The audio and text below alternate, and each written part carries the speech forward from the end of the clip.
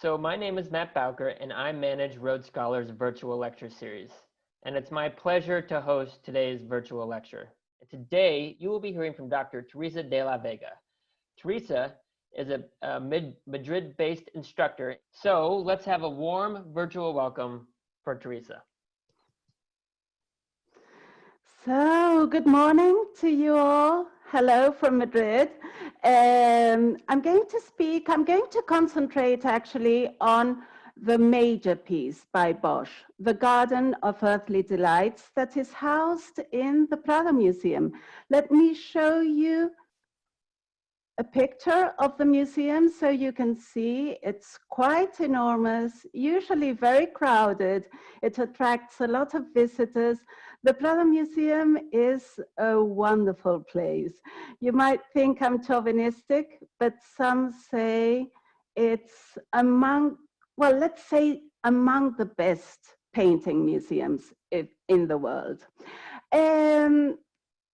About the artist. We are not sure that this is a portrait of Bosch, but what you might notice is that he has huge eyes. Even in his time, contemporaries and later writers noted that he could see into people's souls. His name was not Bosch. His name was Hieronymus Bosch, but he lived in a locality called 's Bosch, now in the Netherlands, and hence his nickname. Maybe some of you have read about a detective called Harry Bosch. He's inspired in this artist. We don't know that much about him, but we do know that he loved owls. There's lots of owls. A very fun thing is to try and find the owl in all of his works. I love this drawing. He was a marvelous draftsman, and you can see the woods have ears and eyes. You might also be wondering, have I ever seen a painting by Bosch? There are a few in the United States. These are two of them, Philadelphia, Kansas, and these two that actually belong to the same piece that was dismembered in New Haven and Washington, D.C. But there aren't so many around, and 6 of them are in the Prado. About his life, we don't know when he was born, but we do know that he married a rich girl. They were well off. They lived right in the square of 's Bosch in this house here. And this is how 's Bosch looks today. So it hasn't changed too much, has it? And now about the work. You can see that the format is a triptych. There's 3 sides to it.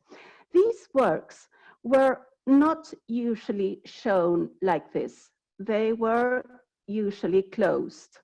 But let me tell you one interesting thing first. At the beginning of the 20th century, it was thought that there were about 60 Bosch pieces in the world. Now scholars only admit 21 to 24. And why is that? There's a lot of research being done, but specifically because they have done dendrochronological research. That analysis means most of these pieces were painted on wood, on oak, and oak has growth rings.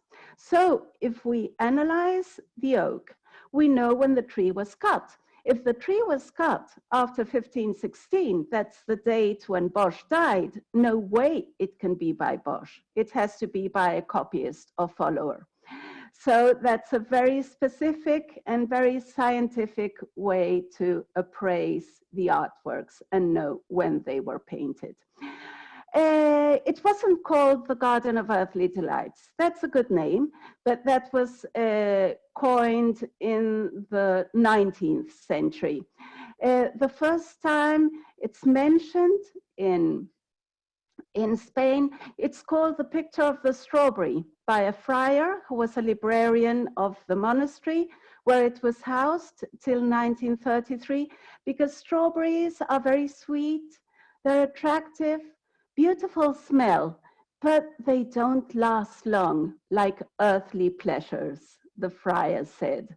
And this is the monastery in the outskirts of Madrid, this huge palace belonging to Philip II, where the work was. This accounts, at least in part, for its wonderful state of preservation. It was not in the church where there's fumes and people breathe on it. It was in a very private place where only the guests of the king could see it. Obviously, this was not painted for a religious context, or that nudity doesn't go well in a church. It was probably commissioned by this gentleman, Engelbert of Orange-Nassau, to house it in this palace near Brussels, where it was burned, the palace, I mean, or maybe by his nephew, Henry III. And how did it get to Spain? The Netherlands were under Spanish rule, but then in 1564, this gentleman here, William of Orange-Nassau, starts a rebellion against Philip II.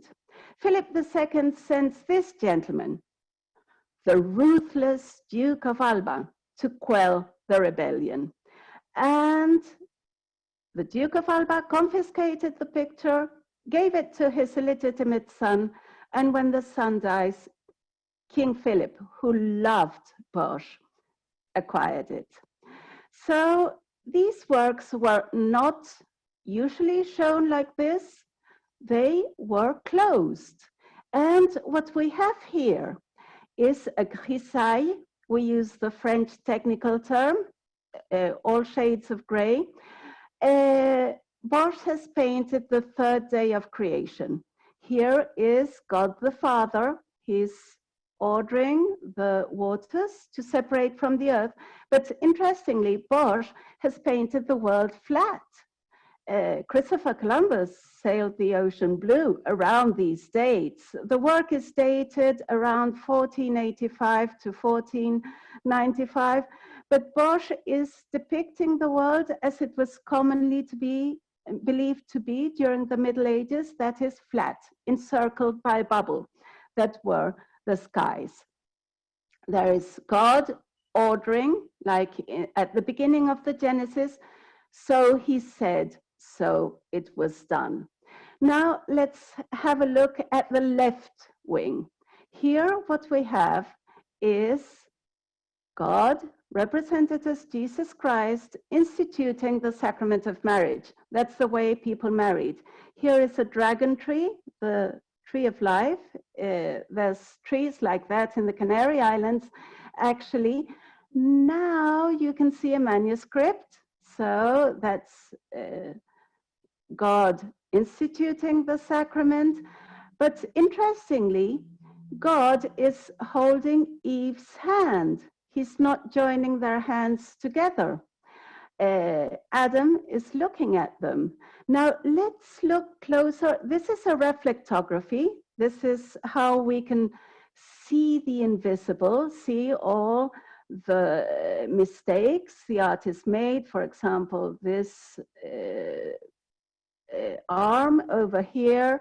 And then if we look at God's face, you can see that originally Bosch had painted an older figure, Bosch the father, and he was looking at Adam.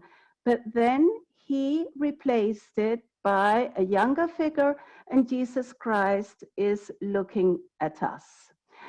So there they are in the Garden of Eden, a lovely place. You can see albino elephants, albino giraffes, even unicorns. Obviously, Bosch had never seen these creatures, but he got his inspiration from travelers' books like this lovely giraffe over here. But evil is around, and we can sense evil is around in this dark puddle. There's creepy creatures in this cat with a rat. So death has already made its appearance. And all these little monsters, a bird eating a toad. I love sort of reading platypus. He hadn't seen a platypus either. Creepy crawlies all around, and especially evil is around in these two details. There's an owl here. And then you see here. Okay, if I ask you, do you remember what sort of tree it was that God said you can't eat from this tree? Some of you might say, oh yeah, an apple tree. Not really. If you read the Bible, the Genesis, it's not said apple. It's said just tree and fruit. Bosch has painted it as a palm tree because that's more suited to the Middle East. And there's a serpent coiled round the tree trunk. Now that tree, and I would like you to look carefully, is growing on a rock.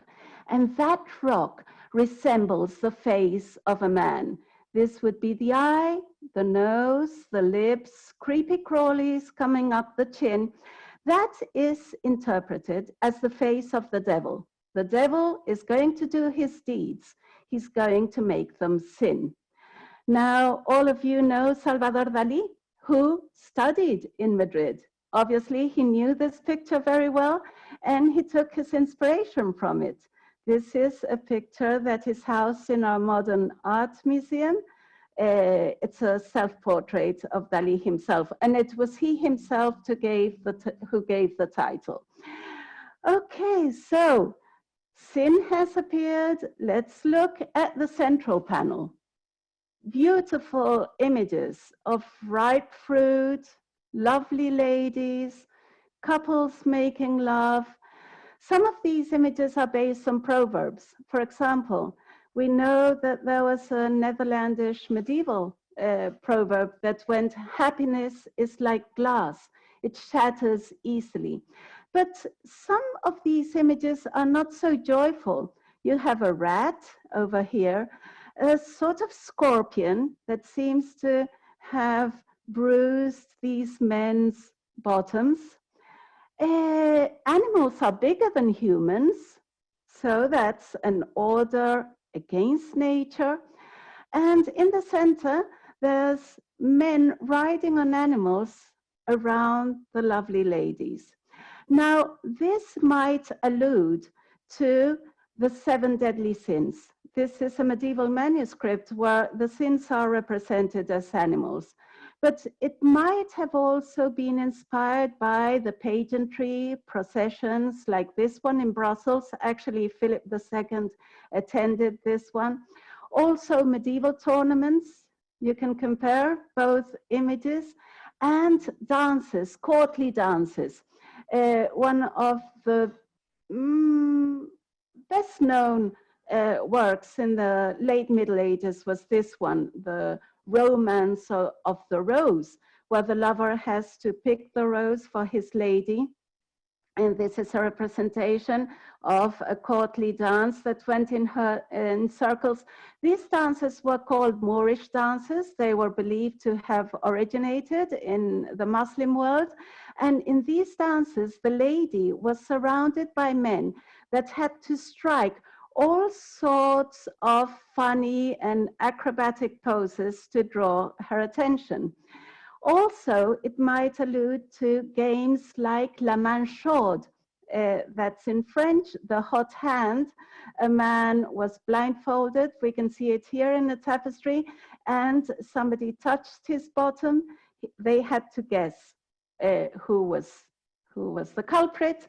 And this would be a sort of, let's say, homoerotic version of la main chaude in the central panel. There's lots of owls. This one, this one, this one, the little one as well. In this context, the owl would be an evil creature because the owl lives in darkness and God was light. Men picking apples, an allusion to sin again. People doing headstands, so that's the world upside down. We know we're still in earthly paradise because there's 4 rivers, the 4 rivers of paradise. And here there's a structure that is similar to the one that we have seen. Let's see, sorry. Okay. To the one we have seen on the left-hand panel, the fountain of life. But here, it's cracking. You see? It's sinking. So that would be an allusion to sin. Sin is corruption, and sin is death. And then there's a very interesting detail here. You can see there's a man, the only person, the only figure that is dressed in this central panel. He's pointing to a woman who has a fruit in her hand. He is interpreted as Adam after the sin, so that's why he's dressed. He's ashamed of his nudity. He's pointing to Eve, and he's saying it's her fault. She has brought sin to the world. It's always the lady's fault. But if we look at the reflectography, and you can even see it here, the pigments have faded. Her face was ugly. Then he turned it into a nice face. And there's a peacock here, the symbol of vanity. So now Eve, because of sin, will take us to hell, the right-hand panel. Here we are, which is absolutely, people, you know, are riveted by this vision of hell. It's everything is dark because, you know, God was light. So there's a contrast between the other two panels and this one.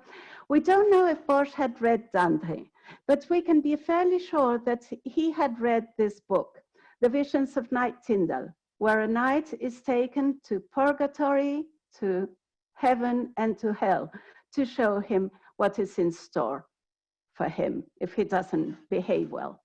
There's a figure that is looking at us.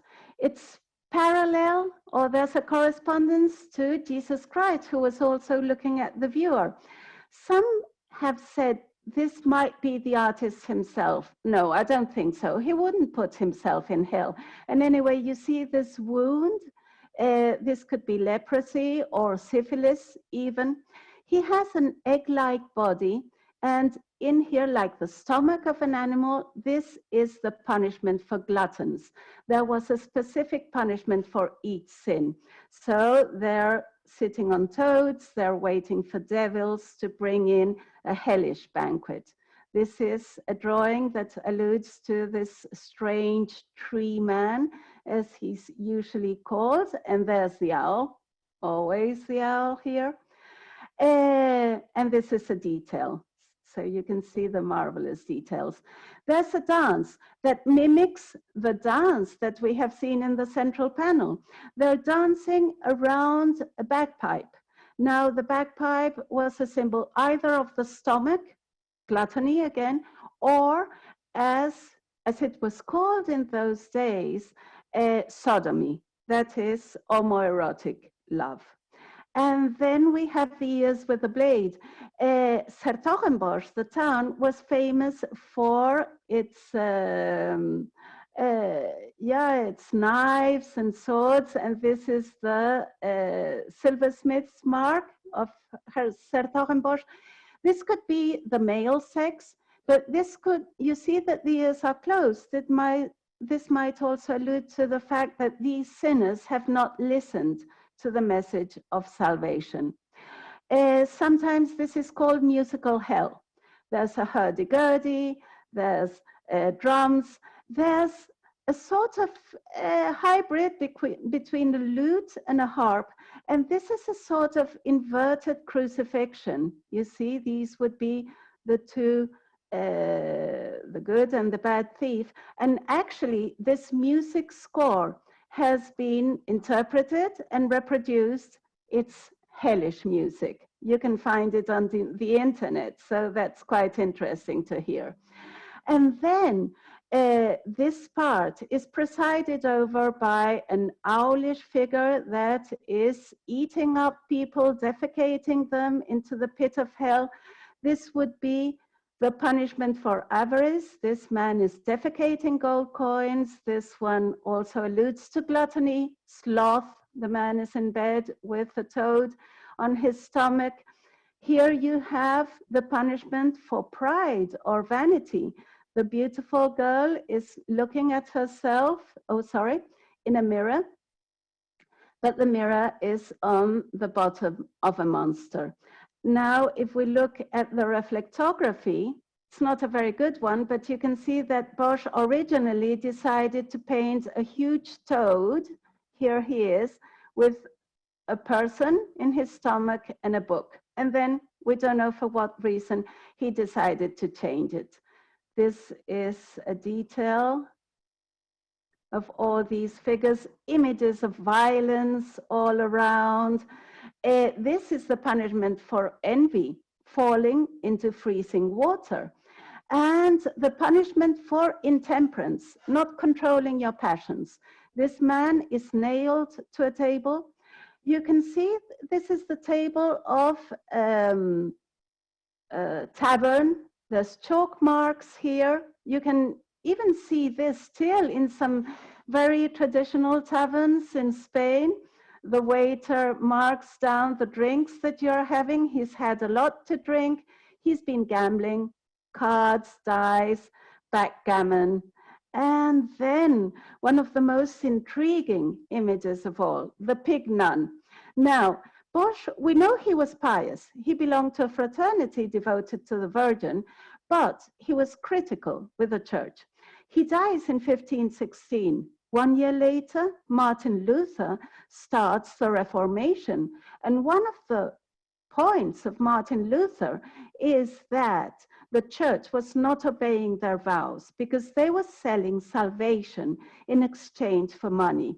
So this well-fed pig is trying to convince the man to sign his will and testament in favor of the church, or maybe a pact with the devil. And there's a little monster giving him a pen and an inkwell to sign. So very quickly, because I believe I have to finish, I'm going to just show you the other works that are in this wonderful room in the Prado Museum. This is the Table of the Seven Deadly Sins. We've seen the adoration of the three wise men. You might notice this is an eye.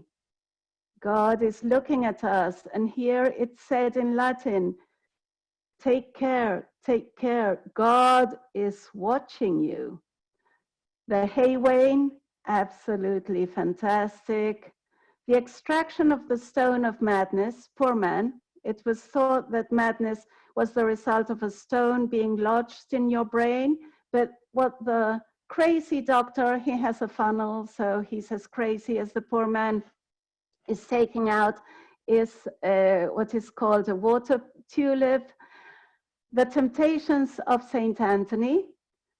This is one of my favorite little monsters.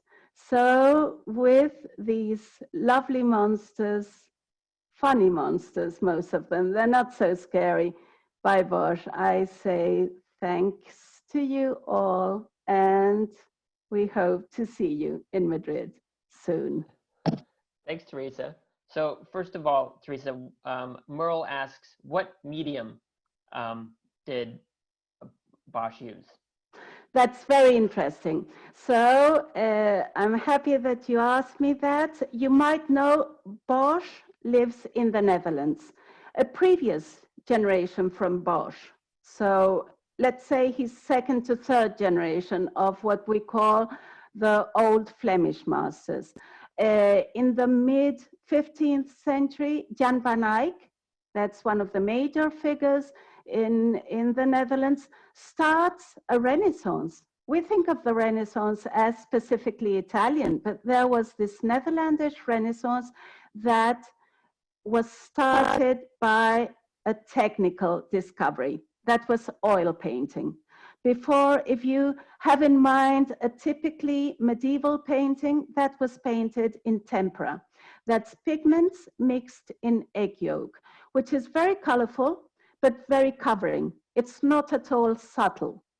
And Jan van Eyck discovers, he didn't invent it, it was already there, but he did discover that oil, that is pigments mixed with walnut or linseed oil were much more better because you could paint in glazes. So most of the Bosch artworks are painted on oak panel using oil. Great. And yeah. We also have a lot of questions just about his mental health. So I'm sure you get this before. Yes. Can you Yes. give us a little bit more about maybe his private religious beliefs, or was he Priscilla asks, did he dream these monsters, or was he just creative? Yeah, that's a big issue. And you know, the thing is that researchers, there's this Bosch conservation project in the Netherlands, that's where the great researchers are. They have given us great insight into details. That's very well documented, but I don't believe anyone has given us the total convincing interpretation. And that's one thing I love about Bosch. You were talking about dreams.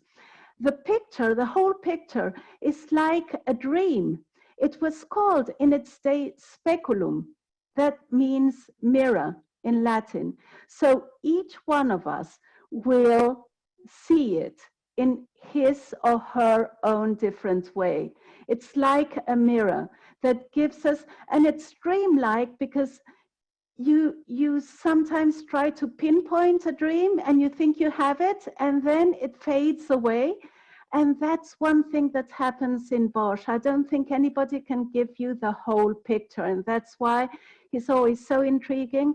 I see this work maybe, I don't know, 300 times a year in my life. I'm always surprised at it. So about his mental health, what we know is that he was absolutely sane. He was a very respected member of his society. He belonged to this fraternity that still exists, and that was like a gentleman's club.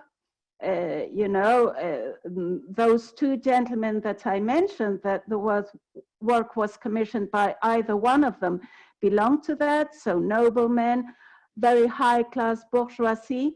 We have quite some documents from this fraternity. He attended meetings, he had sound theological knowledge. So let's put it like this. At least this is what scholars try to convince us. His theology is sound. The way of presenting it is very whimsical. Okay.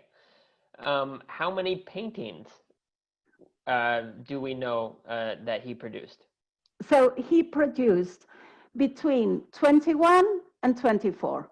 That's what most scholars would agree on. Some of them are in doubt.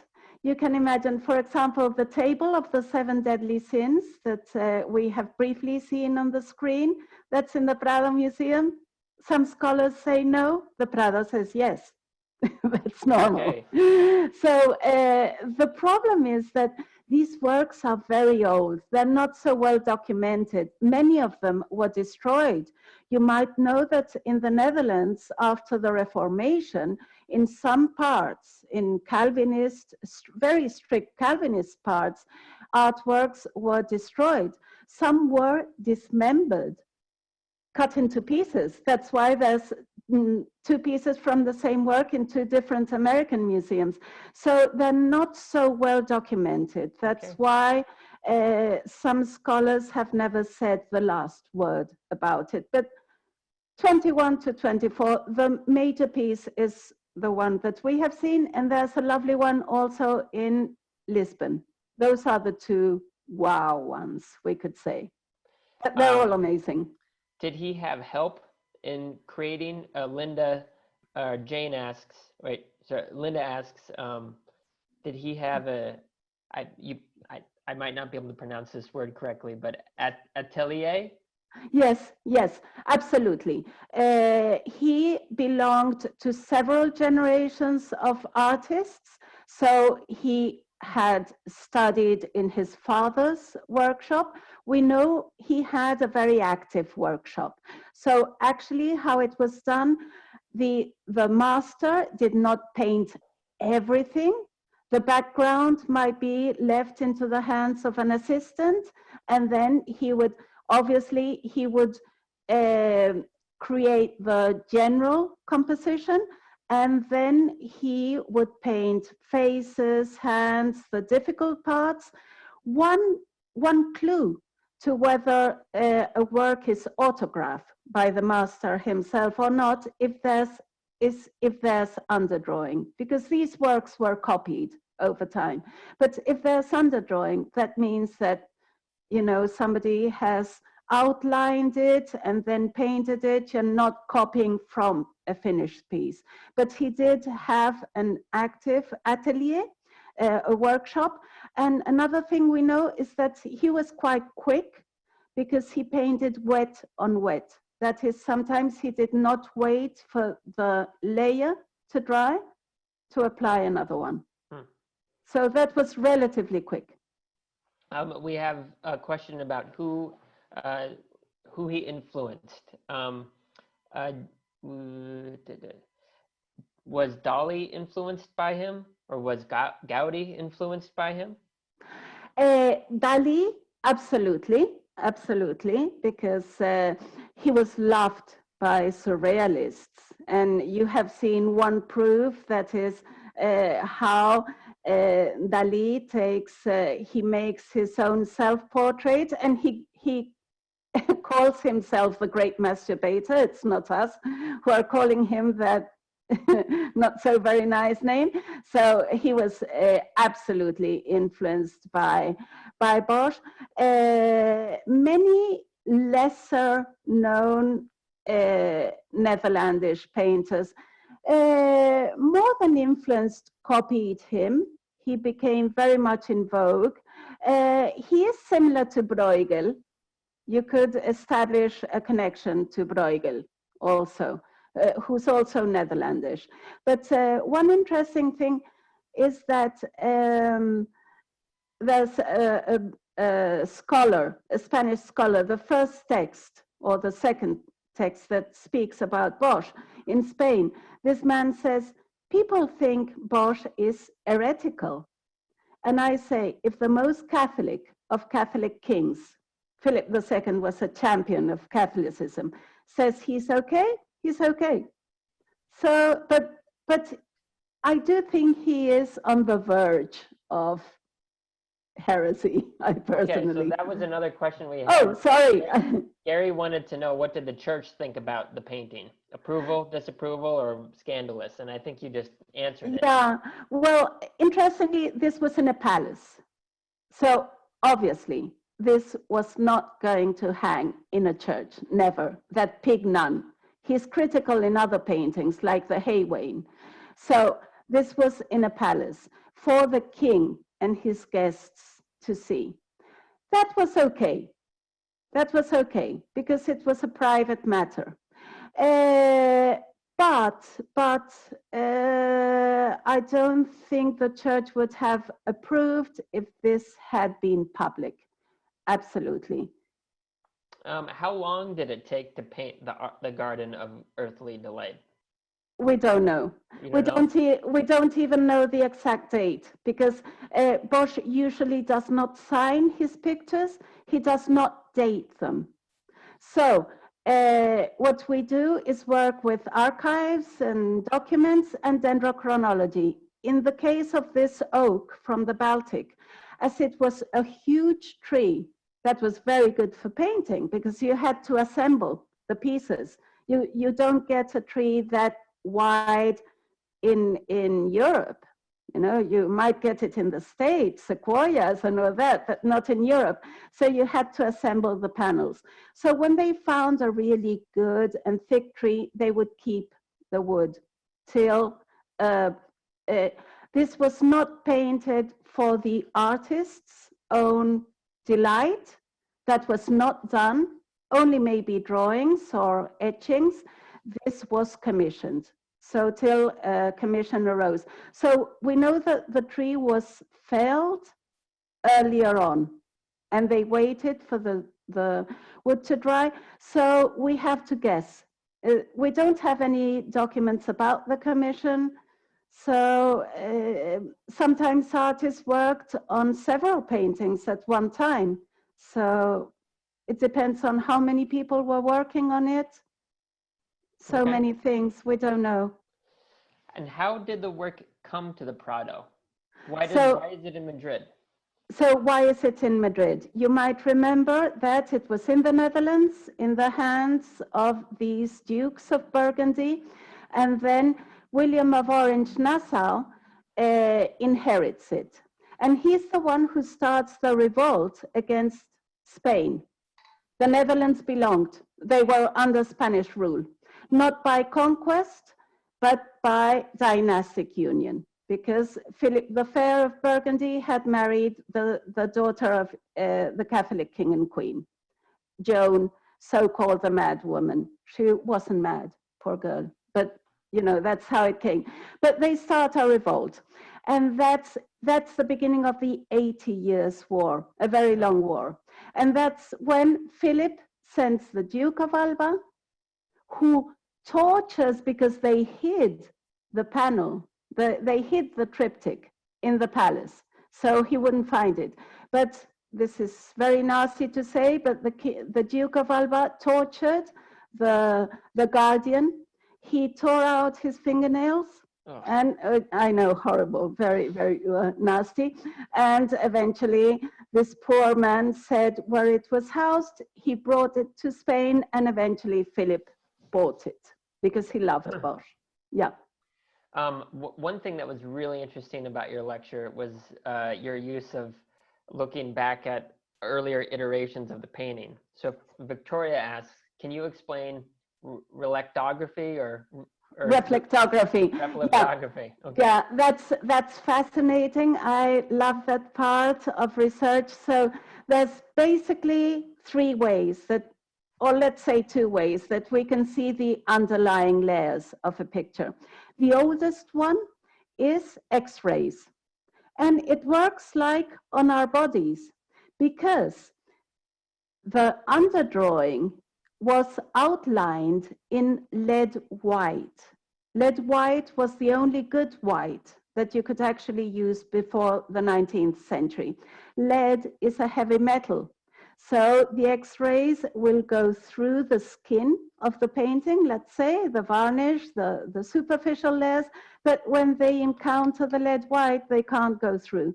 So that shows us how the work was outlined and if the artist made any significant changes. We call that pentimenti, that's Italian, repentances. A newer technology is infrared reflectography. Actually, they gave the Nobel Prize to the man who discovered that. And with infrareds, you can see everything that is carbon-based.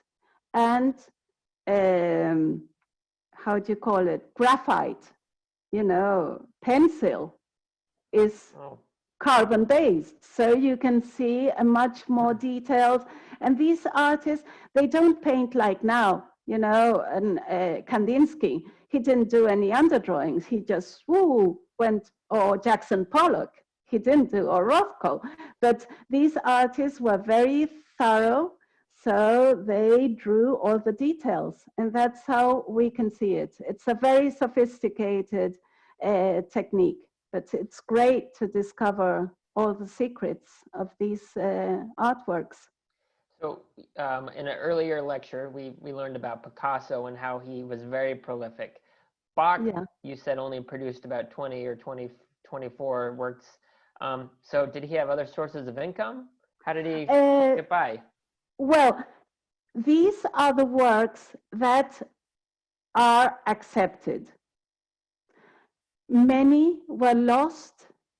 Many were destroyed because in the Netherlands during the Reformation, there were bouts of iconoclasm, that is destruction of artworks that were alluding to, let's say, Catholic beliefs. So many artworks were destroyed and many were lost in fire or woodworm. which was a great problem as well. So we know that he painted more because there's documents that allude to works that haven't been found, most probably destroyed, or maybe you might find one in a garage sale. Who knows? So look for that. Okay. You will become instant millionaires. So we have time for just one more question. And the question is, so right now, can you go into the Prado? Yes, you can. You can. They have opened 1/4. It's huge. It's massive. It has about 8,000 paintings, of which 2,000 are on show. Obviously, this work never moves. It's never on loan. You can you can only see 1/4 of the collection. It's restricted. You have to get on the web page and you get a time slot. You have to wear masks. No guided visits are allowed as yet. They say that from the 15th of September, if everything goes as we hope we do, then guided visits will be possible.